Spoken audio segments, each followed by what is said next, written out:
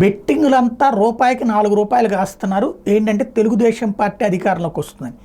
అయితే వైఎస్ఆర్ కాంగ్రెస్ పార్టీ 25-30 వస్తుందని ఎవరూ కాయట్లేదు. వైఎస్ఆర్ కాంగ్రెస్ పార్టీ 50 నుంచి 70 మధ్యన వస్తుందన్నటువంటిదే ఈ బెట్టింగ్లు కాసేవాళ్ళు కూడా అంచనాలు వేస్తున్నారు. తెలుగుదేశం పార్టీకి ఖచ్చితంగా విజయం ఖాయం, 110 నుంచి 120 స్థానాలు వస్తుంది కూటమికి అన్నటువంటిది.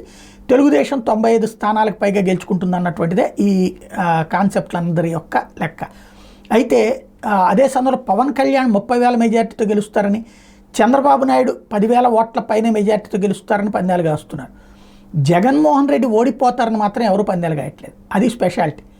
జగన్మోహన్ రెడ్డి అంటే పులివెందులలో అయిపోయింది జగన్ పని అన్నటువంటిది, కడపలో అవినాష్ ఓడిపోతాడు అన్నటువంటిది కూడా పందాలు పెద్దగా లేవు.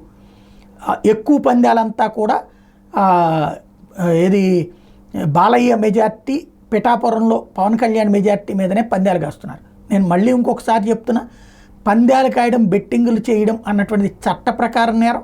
రెండో పక్కన అన్యాయంగా డబ్బులు తగలేసుకోవడం ఎవరి కోసం, అది చెయ్యొద్దు.